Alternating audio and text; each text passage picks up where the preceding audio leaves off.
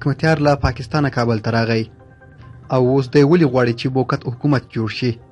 السلام علیکم دوستانو، ستړي مه شئ، وخت مو په خیر. که تاسو هم غواړئ په حقیقت پوه شئ ویډیو تر اخره راسره وګورئ او که زموږ چینل کې نوي یاست چینل سبسکرایب او په خوا کې ورسره د زنګ بټن ووهئ. د حزب اسلامي ګوند مشر ګلبدین حکمتیار له اسلام آباد څخه کابل ته تر راستنېدو وروسته نن یوې خبرې ناستې ویلي چې طالبان اوسنی حکومت نه غواړي او په وینا یې د حل یوازینۍ لار موقت حکومت دی. نوموړي چې پاکستان ته د خپل وروستي سفر په اړه خبرې کولې وویل سوله به راځي او دی به په دې برخه کې خپل ټوله هڅه وکړي. حکمتیار زیاته کړې پاکستان ډاډ ورکړی دی چې د افغان سولې پروسې برخه کې به صادقانه همکاري کوي.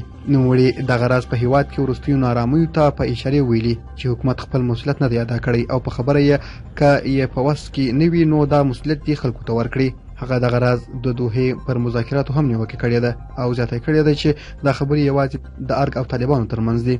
حکمتیار تر دې وړاندې ویلي و چې پاکستان یې دویم کور دی. د حکمتیار دې څرګندونو چې پاکستان یې دویم کور دی ټول افغانان یې غوسه کړي وو.